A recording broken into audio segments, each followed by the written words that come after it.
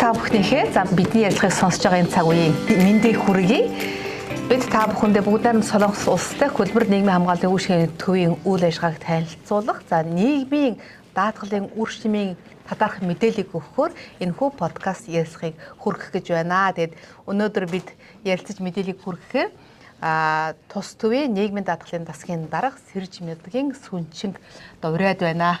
Бид хоёр өөрсдийн үйлчлэгийн төвийн үйлчлэгийн танхимдаа сууж байгааг та бүхэндээ дуулгая. Манай үйлчлэгийн төв 2007 оны 3 дугаар сарын 1-ний өдрөөс бүгд найрамд Солонгос улс болон Монгол улсын засгийн газар хооронд байгуулсан хэлтсээрийн дагуу байгуулагдсан.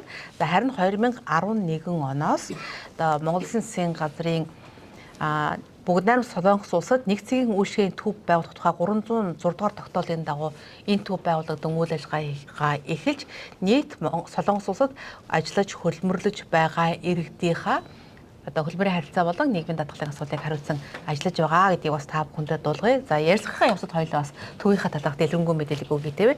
За жаргалмаа миний хувьд өнөөдрийн байдлаар тус төвийн даргын мөр гүйцэтгэгчээр ажиллаж байгаа. Тэгээ өөрийн боломжийг ашиглан бас та бүхэндээ энэхүү мэдээллийг хүргэж байгаа.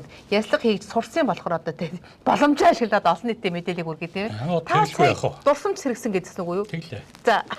Тэ 2019 20 онд хаа одоо нийгмийн даатгалын биш өмжлөлийн хэлтд байхдаа за эрүүл ахуйн чиглэлээр хоол хүнсний аюулгүй байдлын чиглэлээр тантай бас эглэлүүдийн эфир дээр бас ярилцлага өгчихсэн. За миний хувьд бас ингээд ярилцлага хийгээд сууж байгаа нь манай ажлынхан бас тэгээд энэ л да даргын онгодон сэрэгцсэн гэдэг. Үнэхээр онгод сэрэгж ин ягаад гэвэл олон нийтэд мэдээлэл хүргэнэ гэдэг бол миний хувьд маш том ажил байдаг. Тэгээд хоёул ярилцлага эхлэе.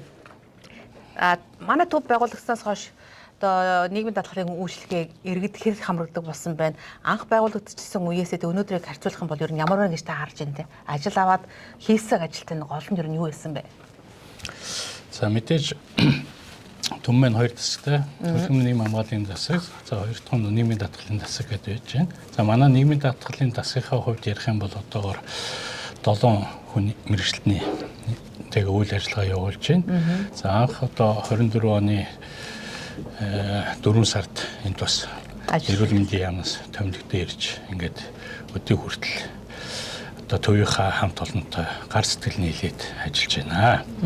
Ер нь зүгээр анх энэ 2006 онд байгуулагдсан Монгол улс бүгд найрамд Солонгос улсын засгийн газар хооронд нийгмийн хамгааллын тухай хэлтсээр бол байгуулагдсан. За энэ хэлтсээрийн маань гол агуулга бол хоёр улсад нийгмийн даатгалын шимтгэлийг давхардуулан төлөхгүй гэсэн энэ гол концепц агуулгын хүрээнд л явж байгаа.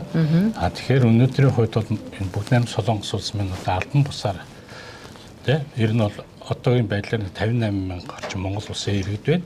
Албан бусаар бол хүмүүс энэ манай 22 дахь амирч гэж бас ярьдаг. Энэ ч бол одоо хүмүүсийн насны бүтцийн хувьд бол төрснөөс өсвөлэл одоо 60 70 нас хүртэлх энэ бүх насны төлөөлөл ингээд амьдарч байна. 10,000 орчим хүүхдүүд байна. За тэгэл түүнээс дэш насныхан оюутан сурагч тэгэхэд 14-5,000 байж байна.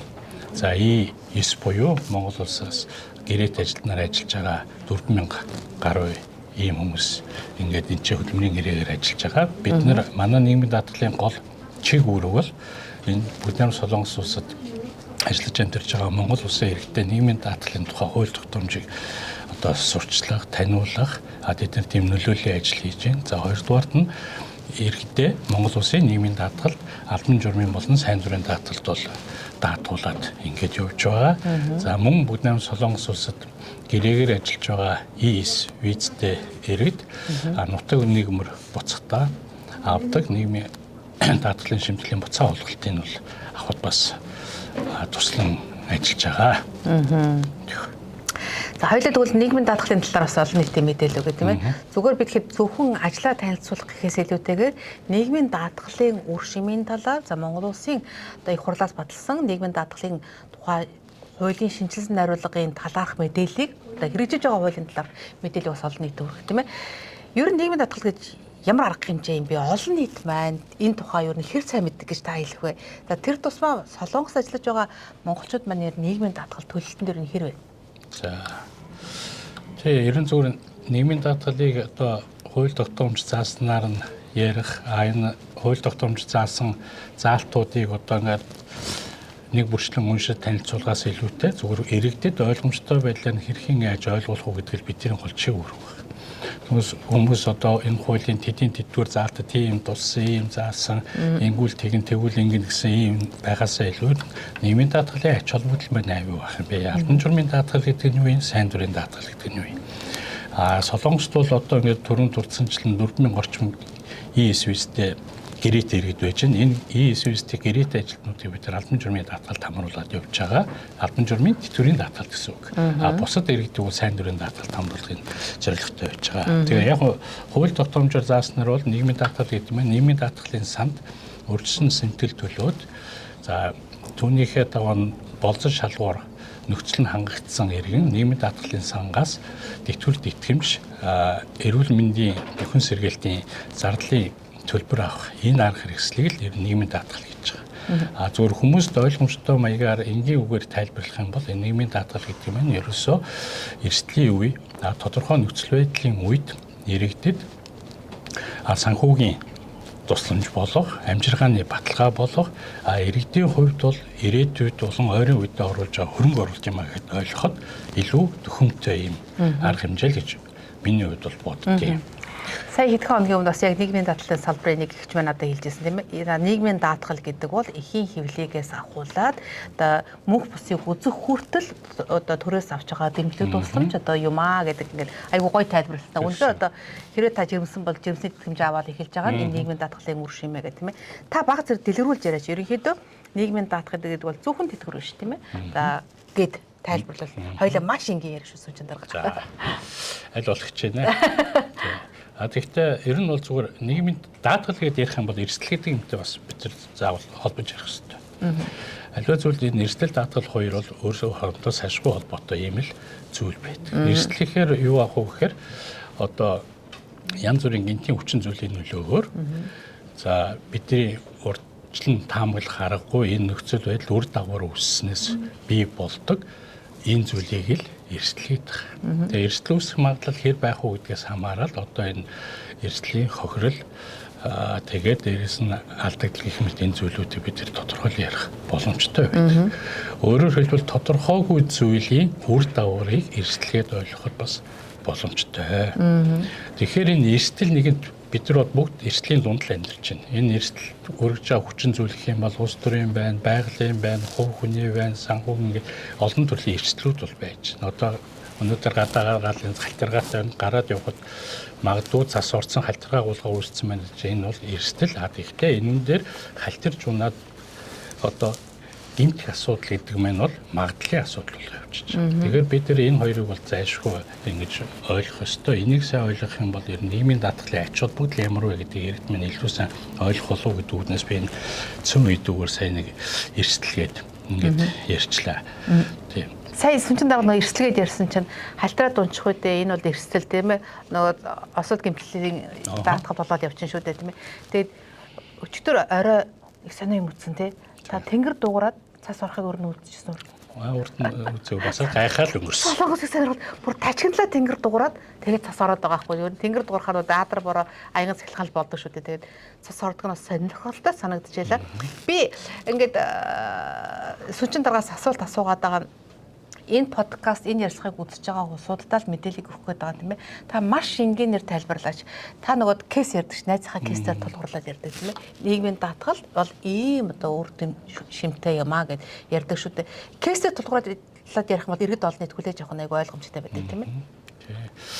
За ер нь бол нийгмийн даатгал чинь түрүүн та хэлсэн бас нийгмийн даатгалын ерөнхий газрын хүн маань нэрээр бас нэг юм ярьлаа. Эхийн хөвлөгөөс мөнх усыг үзтлээ одоо үр шимийг хүртэж болдог. Одоо хүүхэд эхийн хөвлөд бүрдснээс эхлүүлээд ертөнцийн мөнх усыг үзээд ертөнцийн мөнх усыг үзсэн хүний өөрийнх нь үлдээсэн тэр одоо зүйл нь одоо л үргэлжлээд явж байгаа энэ асуудал бол ерөөсөө л ганц нийгмийн даатгалын энэ ач холбогдол гэж би ойлгодог. Өөрөөр хэлбэл их хөвлөдөө бүрэлдэн тогтоод эхлэхэд жирэмсэн амсны тэтгэмжээд их нь авдаг. Ингээд 60 хоног, 120 хоног одоогийн байдлаар ихэр хүүхэд болох юм бол 140 хоногоор ингээд аваа явж байгаа.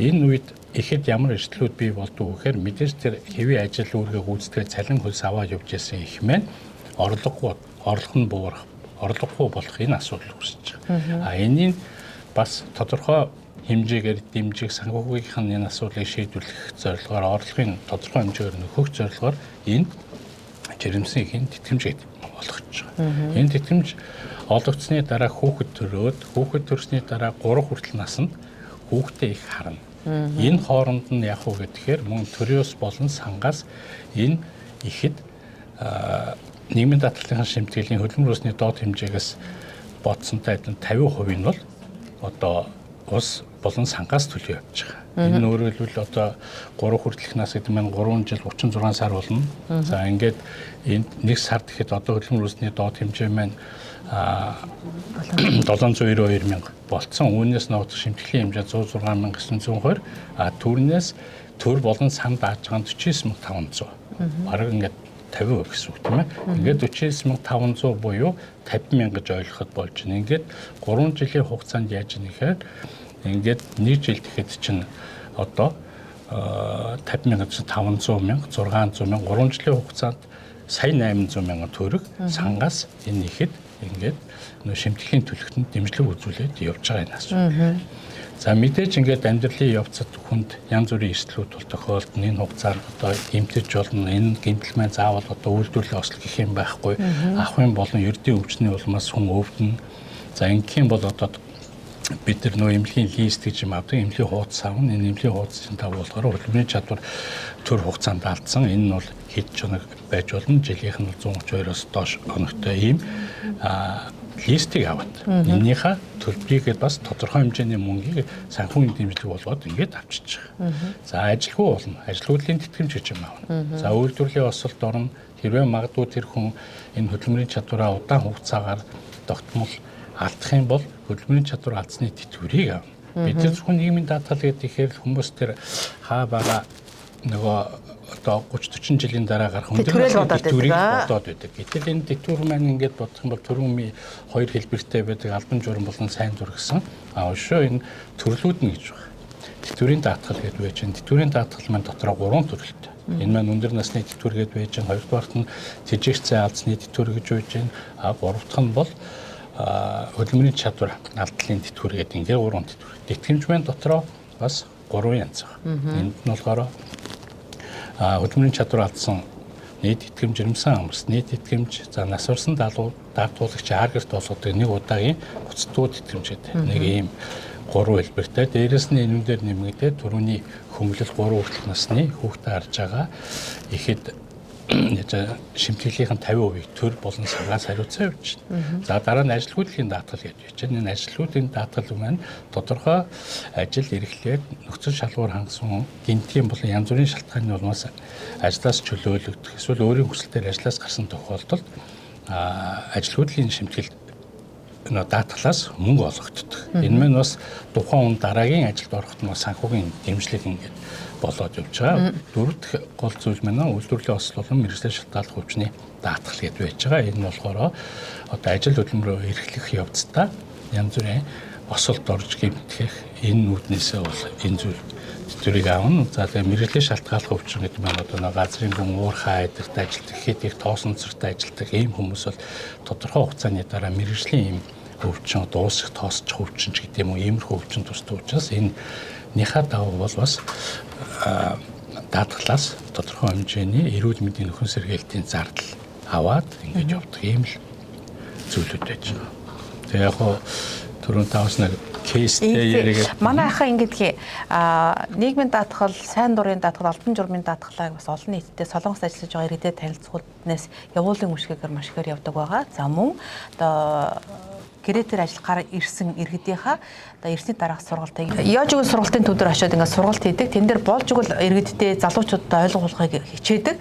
Зөвхөн одоо тэтгэврийн насандаа хүрчээж би эндээс нийгмийн даатгалаас тусламж хэмжлэг авна гэсэн юм ойлголттой байдаг байхгүй. Тэгэхээр янз бүрийн аргаар тайлбарладаг. Одоо жирэмсэн бол жирэмсний тэтгэмжээ авна, та хүүхдийнхээ памперсны мөнгийг хүртэл авчих нь ингээл янз бүр тайлбарладаг. Тэгээд таны тэжээгч алсны тэтгэмж гэдэг ярьдаг тэр кейс бол надад маш ойлгомжтой байсан байхгүй. Тэрийг та бас яг энэ боломжийг ашиглаад хүмүүс өгдөө. Яг зүгээр одоо энэ кейсүүд бол маш их байдаг. Тийм ээ. Одоо хэдэн жилийн өмнө гээл тэгэхэд чинь энэ гэрээр ажиллаж байсан хүн ертөнцийн мөнхсийг үзлээ. Олон хүүхэдтэй байсан. За тэгээд 2 3 хүүхэдтэй байлоо. Тэгээд нөгөө Монгол талдаа нийгмийн даатгалын шимтгэл төлж байгаагүй. Тэгээд ирэхээр энэ хүн маань юу болж байна гэхээр нөгөө хүүхдүүдэд нь энэ тэжээч цаасны тэтгэвэр гэдэг юм олдохгүй болчихж байгаа. Төлж байгаагүй учраас. Тэгэхээр хэрвээ тэр хүн маань энэ тэжээч нийгмийн даатгалын шимтгэл төлөөд аль нэг ёсоор албан журмын болон сайн дурын даатгалд хамрагдсан. Ингээд нөхцөл болцол хангацсан тохиолдолд энэ тэжээч цаасны тэтгэвэр аваад өөр хүүхдүүдэд нь ингээд одоо насанд хүртэлнэ. Зөвхөн өөр хүүхд биш. Тухайн хүний одоо асрамжинд байсан хөдөлмөр эрхлэх чадвар тэр хүмүүст ч гэсэн энэ тэжээч цаасны тэтгэвэр бас олгогддог. Тэгэхээр энэ боломж одоо бас яг уу энэ гэхдээ хүний амьдралд бас хүний амьдрал баялаг болсон хүний амьдралд янз бүрийн юм тохиолддог нөгөө өвчин зовлон хэрэггүй хийсч ирдэг гэдэгтэй адилхан юу ч тохиолдож болох л ийм л нэг одоо жишээ болж байгаа. Олон жилийн өмнө манай найз бас нас орсон хүүхдэн тухайн үед одоо 2 настай байсан уу ийм байсан. Тэгээд манай өмнө маань болохоор хуулийн байгууллагад ажилладаг байсан. Тэгээд нийгмийн даатгал, албан журмын даатгалд дээр хамрагдаад явна. Ингээд яаж хүүхэд нь нас орсны дараа тэжээч цаасны тэтгэврийг бол авсан. За октод нь бас жоохон том болцсон учраас 1-2 жил аваад ингээд гэсэн саяхан уулзаад одоо 2-3 жилийн өмнө уулзаад ярилцж чадахгүй манай гэр бүлд хамгийн баян хүн энэ шүү дээ гэдэг. Тэгээ яасан гэдгсэн чинь харин ингээд талигаачийн минь тэжээч цаасны тэтгэвэр сар болгон орж ирнэ хүүхдэд маань. Ингээд энэ мөнгөд нь бид нар хүрдгүү маа. 18 нас хүрэхээр нь өөрөө хэрэглэгээд ингээд хадгалаад байдаг. Тухайн үед одоо 40-50 сая төгрөг бараг ярьжсэн үү юу?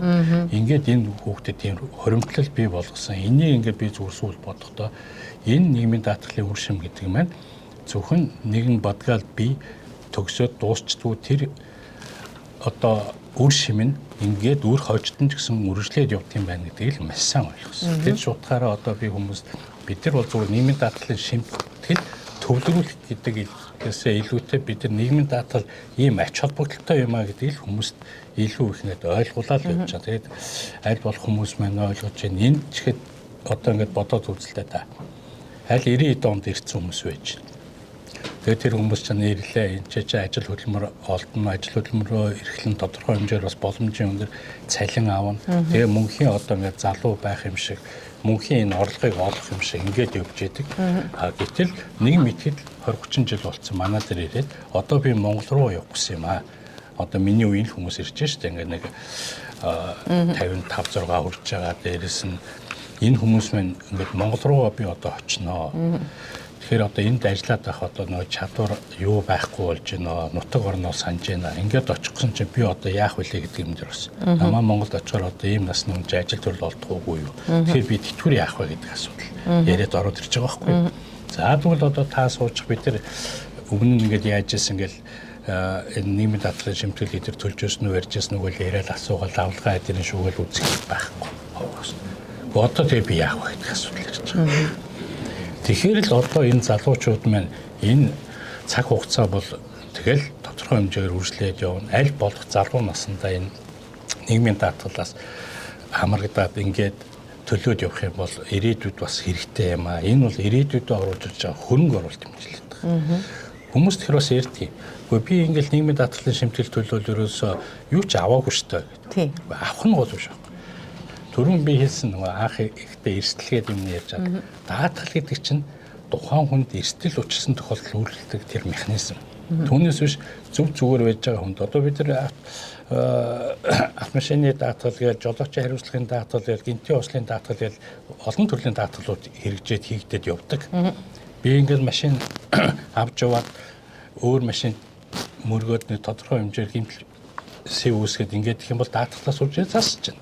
Миний машин ямар нэгэн шалтгааны улмаас мөн адил ингээд янз бүрийн эвдрэл яачвал даатгалаас бас засаж байна. Энэ яаж юм гэхээр тэр хүнд тодорхой эрсдэл бий болоод ингэсэн үед нь л тэр даатгал үйлчлээд байна шүү дээ. Энийг бид нар бас ойлгох хэрэгтэй. Нөгөө талаасаа одоо бол ингээд явж байгаа эв санааны зарчим гэж одоо зарчмаар явж байгаа. Миний одоо төрсэн даатгалын шимтгэлээр өнөөдөр тэтгэвэр авч байгаа хүмүүс, өнөөдөр янз бүрийн шалтгааны улмаас тэтгэмж авч байгаа хүмүүс ингээд аваа явж байгаа байхгүй юу? Ирээдүйд мөн надад тийм эрсдэл учирсан тохиолдолд би бас бусдын юунаас ингээд авна.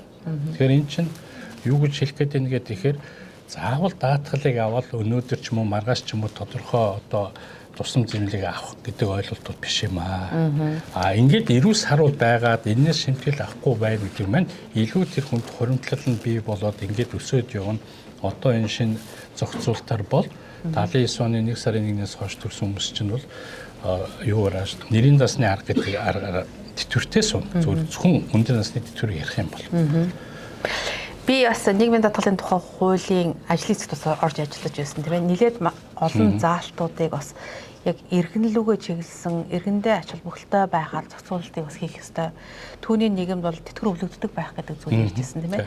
Тэгэхээр бид одоо хуульд баталцчихсан хилцчихсэн хүний байр сууриас нэг ярих нэг өөр байх. Зүгээр олон нийтийн донд бас шүүмжлэл өрнүүлэх байх. Гэхдээ өнөөдөр иргэндээ одоо ойр мэдээллийг л өгөх бидний зорилго учраас тэтгэр яаж өвлөгддөг вүлээ.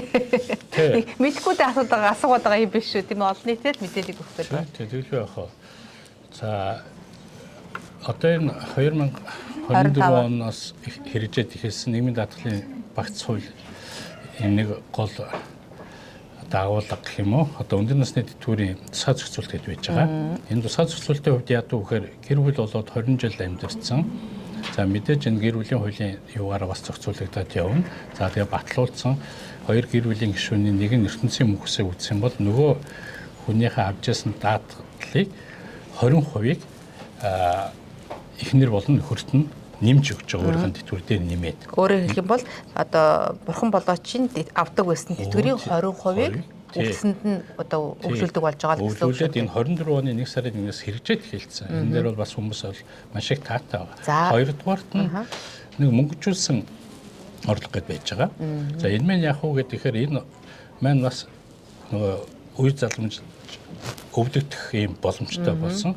Одоо бидний ингээд тэтгэврийн даатгалын шимтгэл төлж байгаа албан журмын хол албан журмын ажил олгогчийн 1%, даатгуулагчийн 1%, 2%. За сайн дурын даатгуулагчийн хувьд бол 2%. Энэ нь болохоор тодорхой хэмжээр мөнгөний хэлбэрээр одоо бидний энэ мөнгөжүүлсэн хэлбэргээ нэрийн дансанд ингээд суугаад явдаг. За энэ нэрийн дансны энэ мөнгөжүүлсэн юуг бол бид нар тодорхой хугацааны дараа хэрэглэх боломжтой болно. За энэ мөнгөжүүлсэн юуг тодорхой хууль эрх зүйн зохицуулалтын дагуу за 30 оноос эхлээд ипотекийн зээл, боловсрол, эрүүл мэндэд зарцуулах энэ боломжтой. За магадгүй энэ хугацаанд нийгмийн даатгалын шимтгэл төлж байгаад ингээд хүмүүс маань тэтгэврийн өндөр насны тэтгэврийн насандаа хүрэлгүй ертөнцийн мөнх усыг үзэх юм бол тэр мөнгөжүүлсэн орлого маань одоо гэр бүлийн албан ёсны гишүүнд нь өвлөгдөх тодорхой хуваарь өвлөгдөх боломжтой. Тэжээч цаасны тэтгэврт нь оролцуулах ийм боломжтой болоод ирж За байгаа. бас санхүүгийн баталгаа болж байгаа. Санхүүгийн баталгаа ерөөсөө л манай нийгмийн даатгалын чинь юм ерөөсөө санхүүгийн эрсдэл үүсэж байгаа энэ нэмийг бид нэр хуваалцаж байгаа л ийм арга хэрэгсэл. За энэ бас нийгмийн даатгал таны төлж байгаа нийгмийн даатгал бас хэрвээ та ямар нэгэн байдлаар ипотекийн зээл хамрагдах гэж байгаа мó гадаадд сургууль сурах гэж байгаа бол бас баталгаа болж байгаа шүү дээ тийм ээ. Тийм. Одоо жишээлбэл энэ чинь бас нэг дам юм л да. Одоо дам тусдын өгөөж гэх юм уу да. Одоо бид нэг зээл авах гэсэн. За нэг хүүхд сургууль суралцах гэсэн. За нэг урилга явуулаад хүнийг виз мэдүүлэх гэсэн. Ингээд тэгэхээр чин дандаа л цаанаас нөгөө орлого тодорхойсон байх хэрэгтэй гэдэг орлогыг нь үзье гэдэг. Тэгэхээр ч нөгөө сайн албан журмын даатгуулагч бол ойлгомжтой. Ингээд цаанаас ингээд төлөвлөлтөө явуулчих байгаа учраас сайн дурын даатгуулагчийн хувьд яах вэ гэхээр өөрөө мэдээд одоо миний сарын орлого бол одоо хөдөлмөр ийм хэмжээтэй юм аа гэж тогтооцсон тэрнээсээ шимтгэл төлдөг учраас тэргийг аваад энэ юунда хэрэглээ явуулдаг лавлагаанда. Тэгэхээр одоо тодорхой хугацаанд энэ чинь хүн өөрөө боломжоор хэдвэр тогтоож шимтгэлээ төлөх үед нь одоо хувь хүний өөрийнх нь ирэх байгаа. Тэгэхээр энэнд чинь ингээд давхар нийгмийн даатгалаас бол заавал тэг гэсэн байхгүй тухайн байгууллагууд өөрсдөө энийг авч ашигладаг гэсэн үг. За та хоёр бүгд найрамд Солонгос улсад за нийгмийн даатгалын үйлчлэгийг олон түмэндээ хүргэхээр ажиллаж байгаа. Зөвхөн гэрэтүүдэд биш сайн дурын даатгалд хамрагдахыг хүсэн хүн болгон манай төөр ирж үйлчлүүлээд сайн дурын даатгалд хамрагдах бүрэн боломжтой байгаа тийм ээ. Яг ямар үйлчлэг үзүүлж байгаа вэ? Хоёулаа одоо яг өнөөдрийнхээ ажлаар мэдээлэл өгье. Тийм. За яг одоо бид нар энэ суг орны онцлог гэдэг юм уу одоо бидний гол хэрэгжүүлж байгаа ажил бол бүгд Солонгос улсад ESS бусад визээр хөдөлмөр эрхэлж байгаа. Одоо F2, F5 За D10 гэдэг юм гэх мэт энэ хөдөлмөр эхэлж байгаа бүх визтэй хүмүүс за мөн энд оршин сууж байгаа визний зөрчилтэй байгаа иргэдмэн ч гэсэн сайн дурын даатгалд хамрагдах бүрэн боломжтой. За дээрэс нь яг энэ ажил эрхлэгч зөвшөөрөлтөй визтэй хүмүүс яадаг вэхээр энд нэг онцлог бол бид нар гэрчлэгээ гэж юм болгож байгаа. Монгол улсын нийгмийн даатгалд даатгуулж байгаа гэсэн энэ биш гэрчлэгээ болгож байгаа. Энэ гэрчлэгийг авснараа яах вэ гэхээр бүгдээ Солонгос улсын одоо тэтгэврийн даатгалд хамрагдах хас чөлөөлөгдөн. Өөрөөр хэлбэл сар болгоны цалин дээрээсээ 4.5%-аар бодоод ингээд үзэх юм бол 4.5 гэдэг нь үндсэндээ 100 орчим мянга. Өнөөдөр Солонгосын хөдөлмөр усны доод хэмжээ 2 сая 91 мянга байна уу да. За ингээд бодох юм бол 100 орчим мянга. Энэ 100 орчим мянгаыг ингээд 4.5% энэ бодоод үзнэ. Тэгээд энээсээ төсөөлтөд шимтгэлээсээ чөлөөлөгдөөд харин тэр мөнгөөрөө Монгол улсынхаа нийгмийн даатгалын шимтгэлд ингээд төлөөд явах боломжтой. Өнөөдөр нийгмийн даатгалын шимтгэлийн хамгийн бага гэх юм бол 106,920 төгрөг байгаа. Энэ мэн өнөөдөр яг энэ Солонгосын одоо 1 цагийн хөдөлмөр хүсэж эднийх нэг 10,030 вон байгаа. Ингээд тэгэх юм бол нэг 4 цагийнхан төлс. Энэ 4 цагийнхаа хөлсөөр ирээдүйдээ хөрөнгө оруулалт хийгээч л гэж байгаа. Хойш нь 40,000 байсан одоо 50,000 байна. Одоо 50,000 вон болцсон. Иргэдмэн ер нь хэрэг мэдээлэл авч 50,000 байна бол зөвхөн албан журмын даатгуулагчдад. За. Тэгээ сайн дурын даатгуулагч бол 24 оны 1 сарын 1-ээс Монгол төгрөг төлтгөөрөө яг Монголтой адилхан 106,920-га хөдөлмөрлөд доол хэмжээгээр 106,920-аас өсвөлээд сайн дурын даатгуулагчд бол 5 сая 400 мянга хүртэлх бодогдоод үндсэндээ нэг 734 мянга орчмыг энэ хоёрын хооронд төлнө гэсэн. Хүн өөрөө цалин түнтэй адилхан орлого хэд гэж сонгоно тэрүүгээрээ төлнөр. Ер нь манай төвийнхний тасгийнхны ачаал ер нь хэр вэ? Ачаал мань бол бас нэлээд их штэ. Яг тэгвэл одоо энэ Солонгос улсад амьдарч байгаа иргэдмэн гол юм нь яг үхээр нэг холбоо барих боломж их хэцүү байдаг. Хүмүүс ингээд цуглах боломжгүй мэдээж энэ ч нөө баримтлага эдэртэй холбоотой. Тэгээд дээрэс нь бас тодорхой хэмжээний иргэдмэн визний зөрчилтэй амьдарч байна. Тэгэхээр энэ хүмүүсийг цуглуулад энэ нийгмийн даатгалаа сурчлагаа илэрхийлэх гэдэг нь хэцүү. Тэгэхээр хүн тус бүртэл бид нар ярина гэсэн үг. Аль нэг утасны дугаараа өгнө, аль нэг одоо хамт ажилладаг босод хүмүүсээс энд байдаг танил энэ хүмүүсээс утасны дугаарыг авч тэр хүмүүст нийгмийн даатгалын ач холбогдлыг таниулна, явуулын үйлчлэгээр явна. Одоо та өөрөө ингэж яваад ээж байгаа метро хөрөх газар хүртэл одоо ингэж цүнхээ барайл явж байна. Гэх мэтчлэн тэгээд ингээд хийж дээ. Тэгээ хүмүүстэй бид нар чинь яахын тулд нөгөө шимтгэлээ тасалдуулахгүй гэдэг бас нэг чухал асуудал байдаг. Хэрвээ гэрээний хугацаа дуусаад 1 сар өнгөрөөд тэрнээс цаашаа байх юм бол нөгөө шимтгэлийн төлсөн хугацаа маань тасардаг учраас манай хүмүүс маань бол зогсоо загвар ярина. За албан журмын даатгуулагч нар руу бол зогсоо загвар нэхэмжлэл хийгээд мөн ажил олгогчтой ярина. Гэх мэтчлэн ингээд өдөр тутмын ажил бол нэлээд их. Одоо зүгээр өнгөрсөн 2025 оны 8 сарын байдлаар за Монгол улсад даяар гэсэн үг шүү дээ. Ингээд нийгмийн даатгалын зардал талаас ямар хөө юу явагдсан байна гэхээр хөдөлмөрийн чадвар төр алдсан тэтгэмжийг 61,000 эрг авсан байна. За жирэмсэн авсны тэтгэмжийг 35,000 эрг авсан байна. 21,000 эрг одоо ажил хөдлийн тэтгэмж авсан байна. 9,000 эргэн одоо нэг удаагийн нөгөө насварсан даатгуулагч олгох нэг удаа хар эртний олгох нэг удаагийн тэтгэмжийг авсан байна. За сар болгон мэдээж 519,000 хүн өндөр насны тэтгэвэр аваа явж байгаа гэдэг. Энэ их тоо ингэж ярих юм бол бас өгөөж нь бас харагдах байхаа нийгмийн даатгал. За бид нар бүгд Солонгос улсад үйл ажиллагаа явуулж байгаа гэр бүл хөтөлбөр нийгмийн хамгааллын яамны харьяа хөтөлбөр нийгмийн хамгааллын үүшгийн төвийг нийгмийн даатгалын тасгийн дарга сүнчэнтэй ярилцаж үзэгч та бүхэндээ мэдээлэл хүргэлээ. За өнөөдрийн байдлаар бид өөрсдөө боломж дээр тулгуурлан олон нийтэд мэдээлэл хүргэх үүднээс энэхүү подкаст ярилцлагыг хүргэж байгаа. Хэрвээ та ямар нэгэн байдлаар нийгмийн даатгалтай холбоотой мэдээллийг авахыг хүсэх юм бол манай төвийн одоо үүд хаалга танд нээлттэй байх болно, цахим хаяг маань нээлттэй, утас маань нээлттэй болон байгаа. За мэрэгчлүүд маань ч гэсэн таныг угтан авч энэ чиглэлийг одоо зөвлөгөө мэдээлэл өгөх бүрэн боломжтой. Нийгмийн даатгал гэдэг бол би дахиад хэлээ тийм ээ, эхийн хэвлэлд бүрдсэн цагаас ертөнцийн мөнх бусыг үзүүлэх хүртэл танд одоо тусламж хэмнэлгээ үзүүлж идэг ийм даатгалын үйлчлэгээ та одоо хамрагдараа гэж хэлэх бай. Дахиад нэг зүйлийг онцлоход бид өнөөдөр хэрэгжиж байгаа нийгмийн даатгалын багц хуулийн хүрээнд үйл ажиллагаагаа явуулж байгаа ямар нэгэн бодлогын хэмжээнд бид өөрчлөлтийг яриаггүй хэрэгжиж байгаа хуулийн хүрээнд л бас та бүхэнд мэдээллийг хүргэж байгаа шүү гэдгийг хэлье. Бид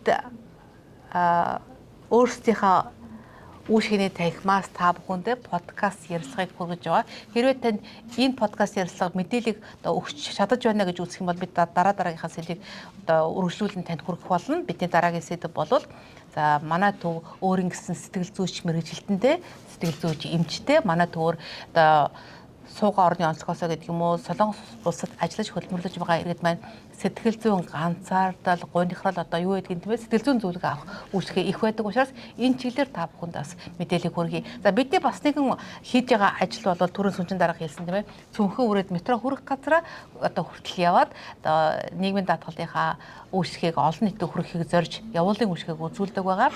За мөн Zoom-ээр бид нийгмийн даатгалын сургалт зөвлөгөө мэдээллийг бас өгч байгаа. Та манай пэйжтэй хамт байх юм бол энэ сургалтанд бүрэн хамрагдах боломжтой шүү гэдгийг дахин хэлье. За сүнжин даргаадаа баярлалаа. Дараагийн подкастаараа бид та бүхэндээ шинэ мэдээлэл хүргэнэ. Хамт байсан баярлалаа.